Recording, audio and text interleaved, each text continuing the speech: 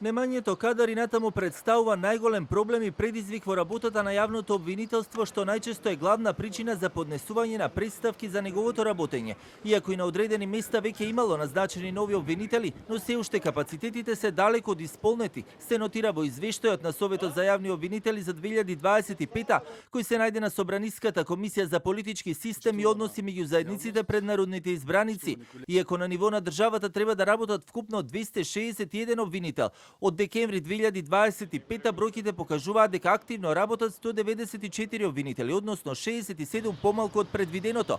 Презентирајќи го извештајот, претседателот на Советот, Бесими, исто така посочи дека во 2025 биле евидентирани 152 представки, а над 84% биле од физички лица, а по статус над 92% се од оштетени лица. Најголем дел од представките се однесуваат на реонот во Скопското обвинителство, посочи Бесими, кој додаде и дека и натаму оделените средства од буџетот на државата за работењето на обвинителството не биле доволни во целост.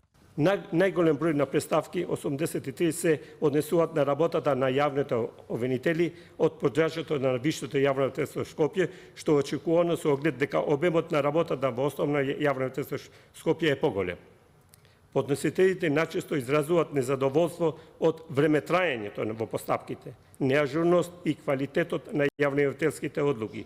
За 2025 година на Советот му беа одобрени буџет од 33.579.30 денари. Советот и ова година укажува дека е потребно зголемување на буџетските средства за обезбедување подобри просторни, материјални и кадровски услови. Опозицијата пак констатираше дека обвинителството повторно се жали дека нема пари, нема капацитети и доволен број на обвинители и ги прашуваше представниците на Советот на јавни обвинители дали се задоволни од ваквата ситуација во извештајот. Не кажавте само дали сте задоволни од извештајот. Немате доволно пари, немате доволно вработени, во Академијата за судии нема луѓе. Нема, за вас не останале, и тие што биле судиите станале судии. И мислам дека и повеќе од нив и сакаат да бидат судии кои ќе отидат на Академија.